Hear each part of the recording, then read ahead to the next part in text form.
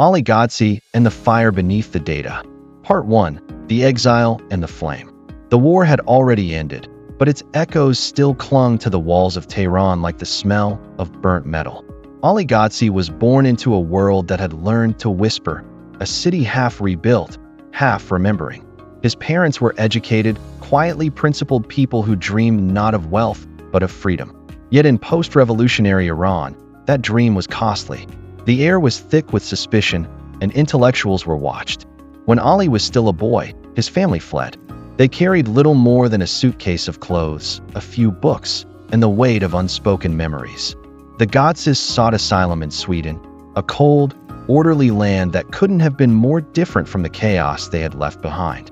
For the young exile, the silence of Scandinavia was both a refuge and a void. Snow blanketed the streets like static on a broken signal. People spoke softly, measured, and reserved.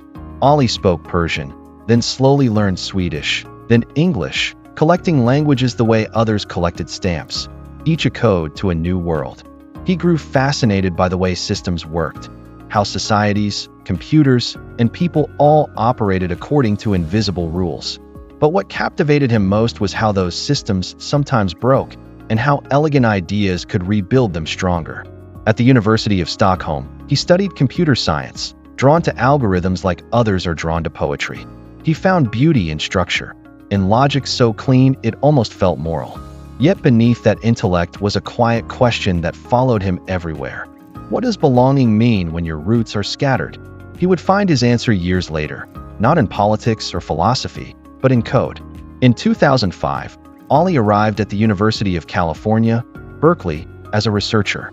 The campus, with its eucalyptus groves and open plazas, felt like sunlight after a long winter. Berkeley had always been a place for rebels, a temple for those who believed in the impossible. It was here that Ali met Matej Zaharia, Ion Stoica, and a group of brilliant graduate students obsessed with distributed systems. They were studying how to process enormous amounts of data efficiently, a problem that had begun to suffocate Silicon Valley. Companies were drowning in information. Every click, search, and sensor produced torrents of data that traditional systems could barely handle. Hadoop, the reigning open-source framework, was slow, clumsy, and hard to use. The team at Berkeley's AMP lab wanted something better, something faster, more elegant, more human. Late nights blurred into dawns. The lab smelled of coffee and ambition. Code scrolled across screens like poetry in motion. In one corner, Zaharia tinkered with prototypes. In another, Ghodsi debated abstractions and performance models. It was in those long, electric nights that an idea took shape, a new kind of distributed computing engine that could process data lightning fast by keeping it in memory instead of constantly writing to disk. They called it Spark. At first, it was just an academic project, another research paper among thousands. But something about Spark was different. It wasn't just efficient, it was intuitive. It made the complex simple, the abstract tangible. Researchers could manipulate data at scale without losing clarity. Ali, though not Spark's original author, became one of its most vocal champions. He saw in it more than a tool. He saw a philosophy. Spark embodied what he believed the world needed: systems that empowered rather than restricted, knowledge that belonged to everyone. When they open-sourced it in 2010, the response shocked them. Spark spread through universities, startups, and research labs like wildfire. Suddenly, people from every corner of the world, scientists in Japan, developers in Nairobi, engineers in Berlin, were using the same tool the Berkeley team had built. The world, Ali realized, was hungry for openness. But as Spark grew, so did its challenges. Companies began reaching out for help implementing it, integrating it, scaling it. The AMP Lab team found themselves answering support emails at 3 a.m., juggling research with customer needs. One night, over cold pizza and the blue glow of monitors, Ion Stoica leaned back and said, "If we want Spark to change the world, we can't just publish papers. We need to build something people can actually use." There was silence for a moment, the kind of silence that precedes a leap of faith. That night, Databricks was born, but founding a company was nothing like writing a research paper. Ali had always been an academic, cautious and deliberate. Venture capital, marketing, sales, these were foreign languages. Yet he agreed to help lead the effort. He wasn't motivated by money. He was motivated by purpose.